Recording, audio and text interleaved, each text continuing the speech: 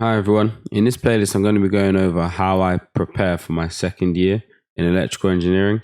If you're about to start a new year of studies or have already started, this is the playlist for you. I'll go into loads of details, so if you're interested, stick around and I'll do my best to timestamp everything as well, so you can skip to the bits that are relevant to you. Please note, I am obviously UK based. I study in Leeds, so this will be skewed towards UK students, but I'm sure everybody can find benefit in it. The next video will be my initial preparations, some of the things like registering or re-enrolling for my university, etc. Then I'll go over my last year and a quick review of how I feel like I did last year. I'll take a quick look at my modules for this year, and then I'll analyze my current skill set and have a think about some of the things that I need to work on and as it pertains to the modules that I'll be studying this year.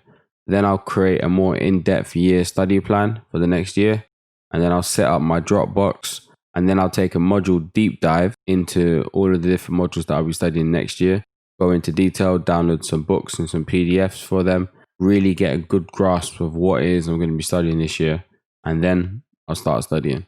And so what we'll do is we'll do a video on each of these, and so feel free to jump ahead into the playlist for any of the videos that interest you. Cool? Let's get started.